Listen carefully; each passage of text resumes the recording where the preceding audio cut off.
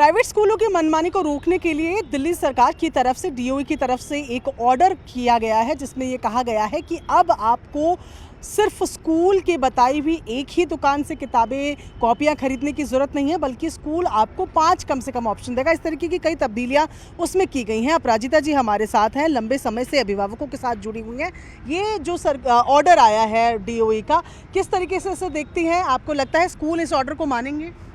सबसे पहले प्रियंका मैं बता देती हूँ, ये ऑर्डर पिछले 3 साल से आ रहा है और हमने कोई भी बदलाव नहीं देखा। ग्राउंड में हम बात करें तो ये सिर्फ कुछ मैं नहीं बोलूँगी, मैं ये बोलूँगी नई डेट में नई तारीख में एक ऑर्डर निकाल दिया और खानापूर्ति कर दी है।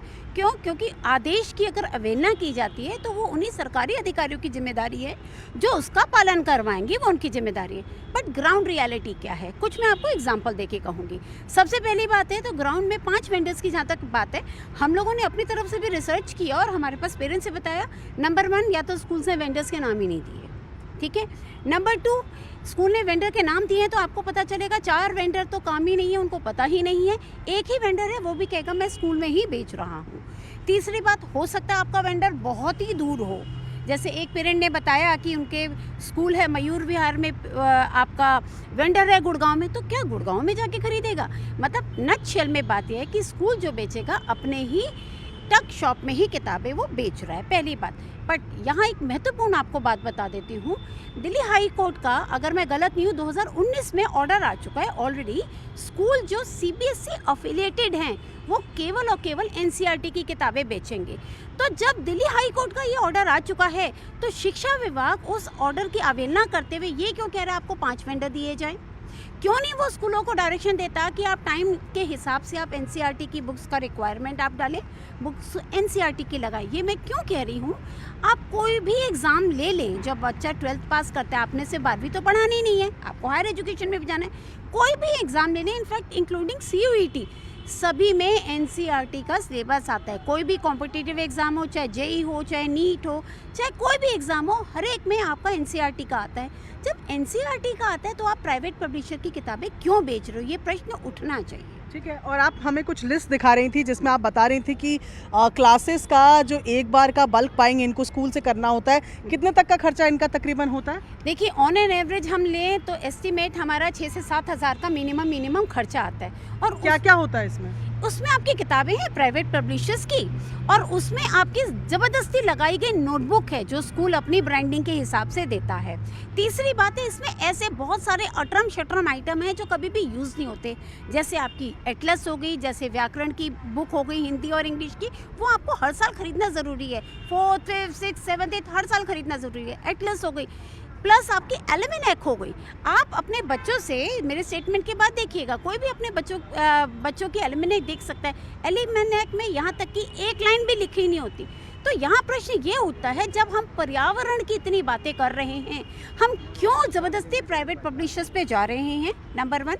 नंबर 2, क्यों नहीं हम एनसीईआरटी पे आ रहे हैं? और क्यों नहीं ये विभाग जो हैं, जो हर साल सिर्फ और सिर्फ ऑर्डर निकाल रहे हैं, वो भी दिल्ली हाई कोर्ट के ऑर्डर की अवहेलना करते हुए, क्यों नहीं वो लोग एक्शन लेते? तो मेरा ये मानना है, इसमें एनसीईआरटी के उन आला अधिकारियों पर, शिक्षा विभाग के उन आला अधिकारियों पर भी कार्रवाई होनी चाहिए जो प्राइवेट स्कूल्स में प्राइवेट पब्लिशर्स की बुक्स को प्रमोट कर रहे हैं एक तरह से। ठीक है। आप ऑर्डर की बात कर रही थी, तो ऑर्डर जो मैं देख पा रही हूँ तो उसमें ये मेंशन किया गया है कि किताबें जो हैं वो सीबीएसई के हिसाब से ही होनी चाहिए। ये इसमें जो लिखा गया है, इसमें कहा गया है कि CBSE the procurement of book should follow the guideline issued by the board of education, that is CBSE, ICSE, state board, primary education authorities. तो कितने स्कूल इसको फॉलो करते हैं? नहीं है, आप किसी भी स्कूल की देख लीजिए, मैंने आपके साथ बहुत सारे स्कूल्स की बुक्स लिस्ट शेयर की है, आप उसमें देख लीजिए। क्योंकि क्यों होता है प्राइवेट पब्लिशर इसलिए स्कूल बेचता है क्योंकि उनका मार्जिन बहुत अच्छा होता है। एक किताब पे 500 रुपया लिखा है तो स्कूल को ये मान लीजिए 70% मार्जिन उसके पास जा रहा है। और एक चीज़ है जो हम हिडन है, जिस पे हम बात नहीं करते, वो है नोटबुक।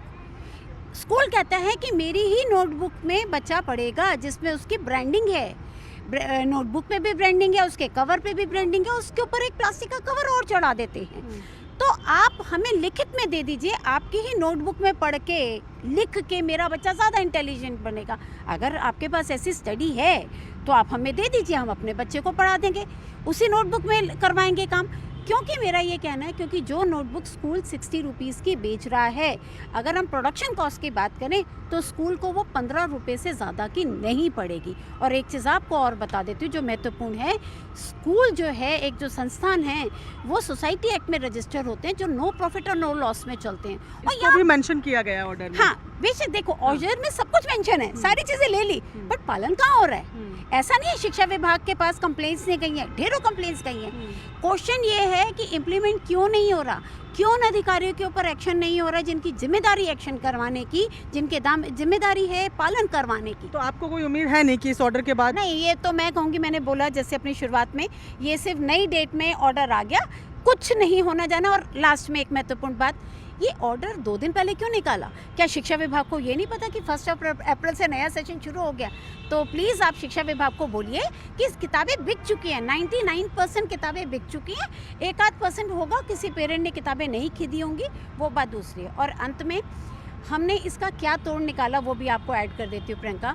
हमने इसका तोड़ ये निकाला क्योंकि हम पिछले 10 सालों से इन चीज़ों को लेके लड़ रहे हैं, ये जो व्यापार धंधा बना रखा है हर चीज़ में।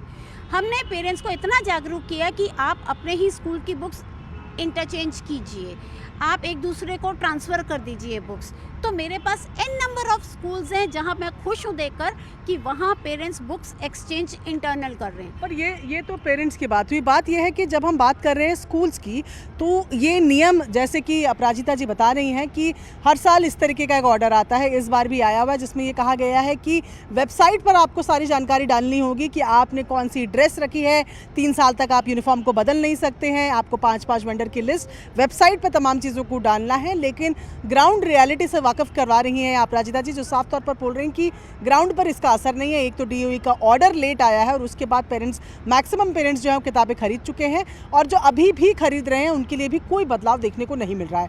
कैमरा पर्सन रंजन चंद्रा के साथ प्रियंका कांडपाल, न्यूज़ 18 इंडिया, दिल्ली।